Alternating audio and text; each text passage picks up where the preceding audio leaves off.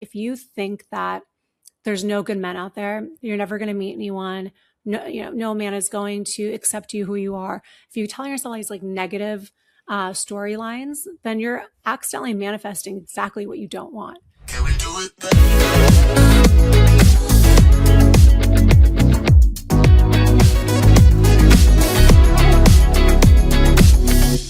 Hello, everybody, and welcome to Influential Women. Here we empower, connect, and inspire women who are leading, creating, and redefining what is possible.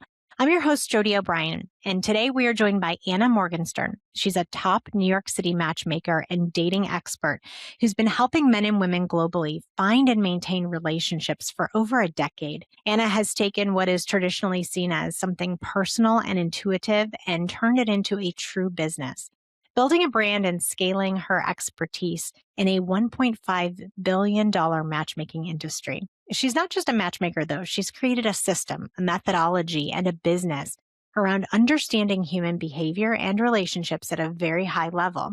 Anna is not interested in your fairy tale. She's interested in your partnership, and she's willing to tell you the truth about what's actually keeping you stuck. She personally screens potential partners with deep coaching on your patterns and has a decade of market research on exactly what works in dating and what doesn't. She's not selling luck. She's selling strategy, data, and the unglamorous work of understanding yourself so that you can actually find someone who's a real match and the real deal. But here's what makes this conversation personal today. Anna is a matchmaker who couldn't find her own match until she did that deep self-work she now helps her clients do. She knows firsthand what it means to be educated, accomplished, and still stuck in dating patterns. And she knows what it takes to break free. Anna, welcome. Thank you so much for having me. That was such a great intro. I'm like, is that me? It's what you've become, which is so exciting. And we want to celebrate that today. Thank you. We're so glad that you're here. So take us back to the beginning. How did you become a matchmaker, and what was the relationship journey that led you to do this work? It's funny. I think that because as an adult out of college, I lived in a city outside of New York City, I could see different dating cultures. I didn't come, to New York as a 22, 23-year-old thinking this was normal. It was not normal. And when I moved to New York when I was 26, and I had so many girlfriends around me that were beautiful and smart, but just dating the biggest losers, I thought, this is crazy. Why are women accepting so much less in New York than they were accepting in San Francisco? And when I started digging into it a little bit, I realized it's a bit of a numbers game. In San Francisco and the Bay Area in general, there are more men than women, college-educated men than women. And in New York, not only are there more women than men just across the board, but there's also more college-educated women than men. And that's why simple supply and demand, we feel it in New York. And when I moved here, I thought, wow, this is a humbling experience, but it doesn't have to be this hard. You don't have to settle for people that treat you poorly. It's better to kind of take a step back and think about, okay, how do I want to be treated? How do I want to feel with someone? And prioritize those things rather than just accept bad behavior because that's what everyone else is doing. And as I was coaching, I want to say, but really yelling at my friends, telling them, stop dating that guy. This one's much better for you. A lot of my friends around me started getting married. And I had a friend that said, you're clearly passionate about this. Something you're doing is working. Why don't you, make this into like a side hustle? And this was 2017, the year of the side hustles and all the online coaching. That's when that became really big. And I, thought, okay, why not? I will do a dating rules book for friends. And it just so happened a couple months after that, I was laid off from my advertising job. I figured, okay, if I'm ever going to prioritize this new venture, I have to start today. So the day I got laid off, I bought one of those online coaching programs, learned how to build a website, how to create a newsletter, how to start marketing myself. And after a couple of months trying to figure it out, doing dating coaching, I came across someone that worked at a matchmaking company. And I applied there, I got hired, and that's where I learned that matchmaking was a real business. I didn't think it was. I thought it was just a Bravo show with Patty Stanger. But it is, in fact, a real industry and has only grown. I learned from the matchmaking companies processes that I liked and some that I didn't like. And I wanted to kind of create my own process. And my very first client that went beta with me, he had been a client previously at the two companies I'd worked at. And he believed in matchmaking, but he didn't believe that bigger companies were necessarily geared towards client success. They were more to making money. And so he wanted to do something special with me. And we did a very collaborative process. And through our work together, he actually ended up marrying one of his matches. And I thought, we're onto something here. And now I've taken those techniques that we used to get him married. And I use that for, my clients now. And it is a very collaborative process. I don't want to assume that I know what's best for a client. I want them to really be a part of the process. I want us to work together to our goal, which is finding them a relationship, which includes how to use dating apps effectively, going to events, using your time wisely. They can't just only rely on me for matches. It's better if we have a strategy going into it. It's like, how can we get to our goal the quickest way possible and most effectively? And so that's what I do now with clients. I have my own matchmaking company and I have two women that work with me so we can take on more clients than ever, which has been amazing to be able to expand. And here we are today. The rest is That's his history, as history. they say. Exactly. Yeah. Well, what does it mean to understand attraction rather than being a victim of it? Yeah, that's something I talk a lot about because you talk to people about their type. They really do sound like they are a victim to it. They have no control over who they're attracted to. It just is what it is, which is just not true. If you tell yourself something is true, then it's true, but you can tell yourself something different. And if your type has consistently not worked for you, then you need to change your type and you can change it. And rather than who you were attracted to when you were 28, if you're 38 now, it's been 10 years. We need to evolve. We've changed how we dress, maybe our hairstyles. We also have to change how we date and who we're attracted to. Maybe some of those qualities we looked for 10 years ago, we don't actually want that anymore. We don't want the life of the party or someone that's the most fun person in the room or who can outdrink everyone. Maybe that was fun in our 20s, but we don't necessarily want that in our 30s and 40s. So to understand attraction is what is leading you to feel attraction towards someone? Is it, a theme that has come up for you again and again, where maybe you felt like an ugly duckling growing up? And so to be able to land the hottest guy in the room is something that really feeds that inner wound that you have. And a lot of people date from a wounded place and they have no idea they're doing it. It's very subconscious. So, go back and look at the last 5 years of the people that you've dated. Find some commonalities between them, some patterns. Patterns tell us everything when it comes to dating. And if there's certain traits that you keep, seeing again and again and again, try to really diagnose what got you here. Like, why are you looking for the person that is the skinniest girl that you can find? Is it because you feel insecure about your own body weight? Or if you have a lot of financial insecurity, is that why you're seeking someone that is, very financially well off? There's reasons why we are attracted to what we're attracted to. And once you can kind of break that down and understand this is where this is coming from, and I don't actually need this. I don't need this to drive my attraction anymore. Really, what you're looking for is someone that is going to be kind to you, is going to respect you, has similar goals and ambitions, and someone that you can be bored with, that you can spend hours and hours with, and it's a ton of fun, and it's just easy. Like, it's really not that complicated. It doesn't have to be a whole list of they went to this school and had this background and they work in this industry. That stuff does not matter. And I guarantee you, if you go for these superficial qualities in marriage, you will get divorced. And I see it all the time. I talk to a lot of divorced people and they've married people that they were extremely attracted to, or they had families were friends and it made sense on paper, but they didn't actually have a connection. They were not best friends. They didn't work well together as a team. And those are qualities you really need to look for in someone. And that's why in early dating, like taking a trip together is very telling. You want to write down the qualities that you're looking for and see, like, how does this person react in stressful situations? Are they going to yell at you and like scream, be rude to service staff? Like, you don't want someone like that. If someone can, are they cool under pressure? If, you have to have a flight that's delayed or canceled, how do they handle that? Like, it's really important to see how people react in situations. That's what's going to keep you married for decades versus, they have a six pack or not. That's amazing. All right. Well, now I'm thinking maybe I needed to look back at those lists while I was, my internal list and my internal trauma while I was in the dating pool. Crazy.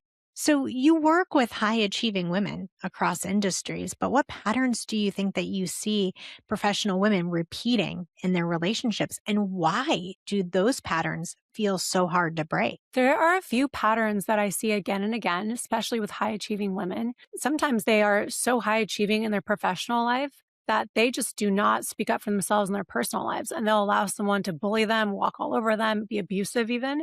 And it's hard to know where that really stems from, but it's almost like they don't believe that they're worth more or that they're not going to find anyone at a certain level, or there's a sense of lack there of they're not going to meet anyone better. And I don't know if they're maybe punishing themselves. Like, I've been so successful in business that maybe I'm not going to be successful in my personal life, or no man can keep up with me. So I have to find someone that will, tolerate me.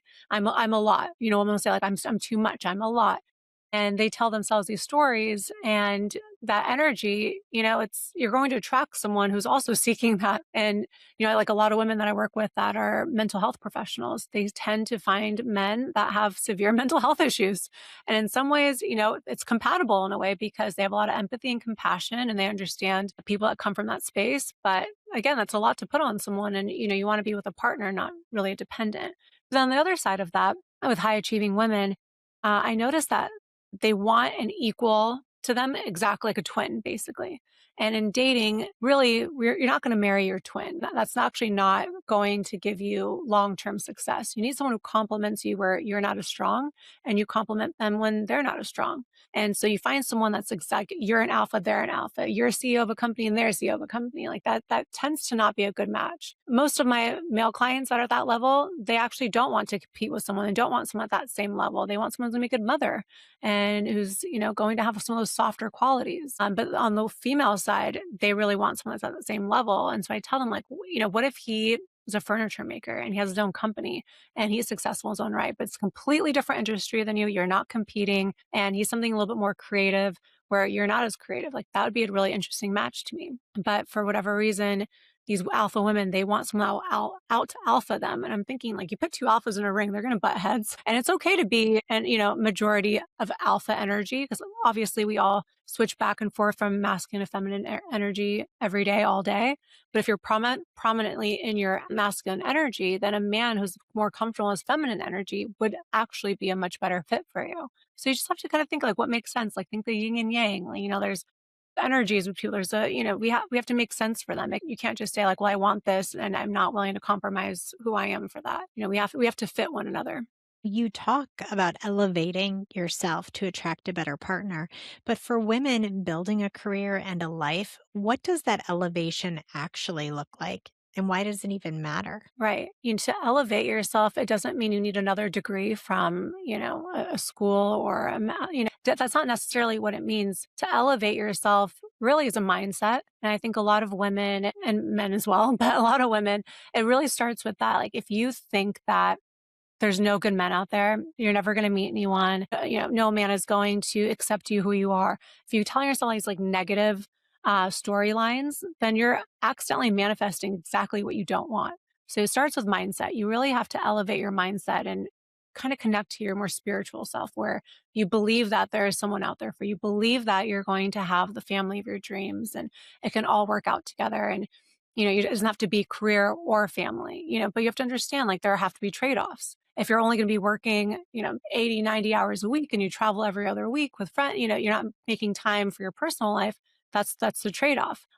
So you have to elevate yourself, of really elevate your thinking of what makes sense for me. What am I telling myself that is accidentally manifesting what I don't want?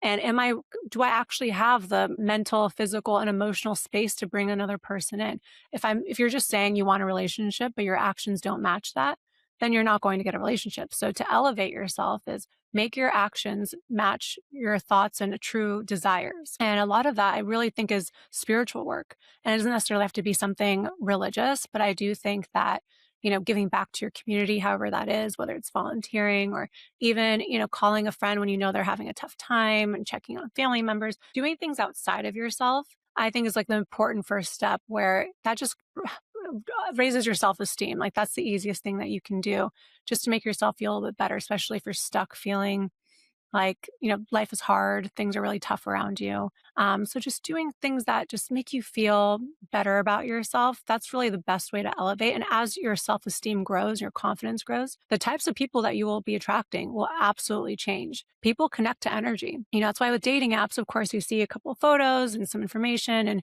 you swipe right or left. But when you meet, someone could look perfect on the app, but when you meet, there's just no energy there. But if you met them at a bar, the person that you connect with could be someone you never thought you'd ever swipe right on. but the energy was there. And that really starts with elevating yourself and just being your happiest, truest form of yourself. I would think that a lot of people come to you when they're kind of down in the dumps, right? And that would be my first advice if I were you, would be like, let's get outside of yourself. If you're depressed, let's go try to serve someone else. And in serving, there is that joy, that release. It's amazing what can happen when you jump off the couch and go do something like that. But yeah, I would assume that you're seeing people who are really at the end of their ropes per se, and they've seen a lot of red flags. So let's talk about those red flags. It's usually the subtle ones that are easier to ignore. What are some that people overlook early on and that they end up mattering the most once they get into a relationship? That's why I think it's very important before you even start your dating journey to really have qualities and characteristics that you're looking for in someone written out. And then after you go on first dates, when you journal, see like the person that you met, do they actually fit the things that you're looking for? Because if we don't actually have physical evidence, then you can get 2, 3 months in with someone and they could have glaring red flags, but because you already invest in them and you like them, you ignore all of them. So really early on, look at the things that are important to you. It could be something, about them being kind to others. But on the first date, you notice that they were a little rude to the server. That's a little red flag that you're thinking, oh, maybe he's having an off day.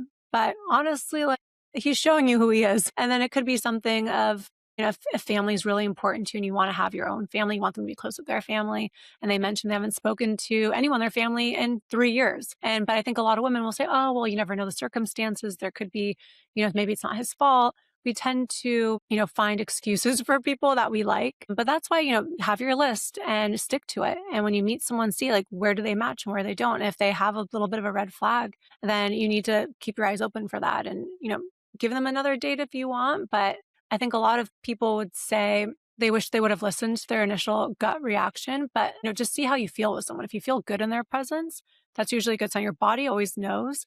But if something feels uncomfortable on them, like they made a sexual joke too soon, or they, said something that was against your political or moral values, something along those lines, you can't ignore that. If your body will always tell you that something's off. Have you seen that commercial for blood donation where they have a red flag in their pocket and somebody says, hey, do you want to go give blood today? And they say, no, I'm busy that day. And they're like, oh, but it's like a month away. And they're like, yeah, I'm busy. And then all of a sudden the red flag comes out and it's all about like dating the right person who will give blood.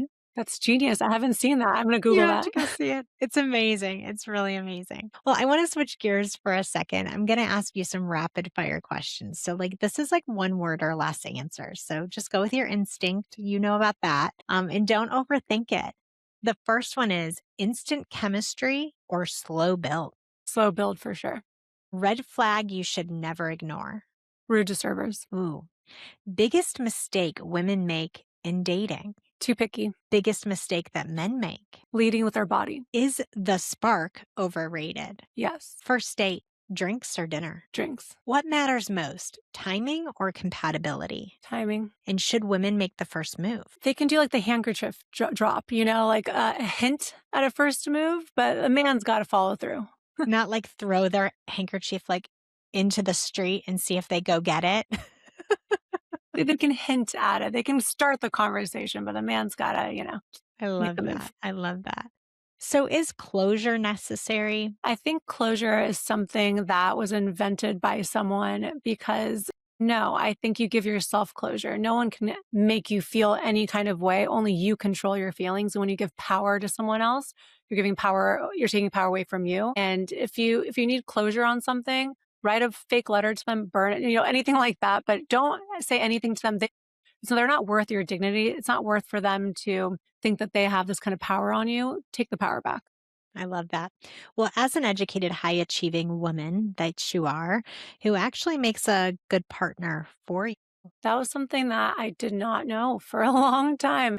I also realized I dated from insecurities a lot. I didn't know that that's what I was doing. But when I first started my business, I had financial insecurity. I didn't know if this was going to be successful. I didn't know if I could pay rent next month.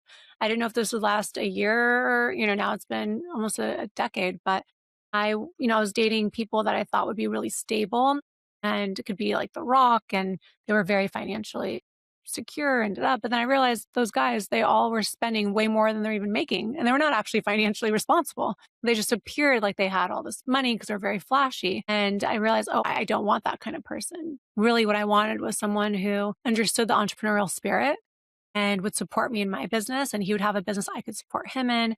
We could travel the world together. Someone that, came from a Jewish background because that was important to me. Someone that had a very like spiritual side to them. I always said that I wanted to be with a man who would treat my family like his own. And honestly, like I think about all the things I wrote down. I had that list somewhere. I looked at it a while ago, but all the things that I asked for before I had met my husband, it was literally him to a T. But when he came into my life, I was terrified. I was not ready to, I thought I was ready for all these things, but it was really hard for me to accept him because I realized if I go forward with this person, I could marry him. And I was like 37 years old, still having commitment issues. And I had to, do a lot of self-talk and calm myself down and be like, no, this is what I want. It's scary, but it's good scary. And don't ruin it. Don't sabotage yourself. Amazing. And so, what was doing the self-worth like for you? Yeah, it was a lot of not reacting, taking a pause and thinking about he did something really sweet and nice. Why am I feeling like this is a bad thing? Is it turning me off that he sent me, a little box of cookies or something that he did once? And thinking, why am I feeling like it's weird that he likes me so much? That's not on him. That's a me thing. So rather than me, my instant reaction was there's something wrong with him because he likes me. It was, I'm not used to men who show up and who are consistent and who treat me well. So I need to recondition myself and retrain myself. So it was a lot of pausing, reflecting, and redirecting those thoughts. I love that. If a woman is listening right now, whether she's focused on her career, raising children, leading a business, or all of the above, and ready to stop repeating patterns and really find the right partnership, what's the first thing she needs to understand about herself? Well, that's why I love journaling or any kind of writing exercises is looking back can tell us how we got here and then how we can move forward. So looking back at the last 5, even 10 years, what were the relationships like? What were the patterns like? How did she feel in those moments or in those relationships? How does she feel right now?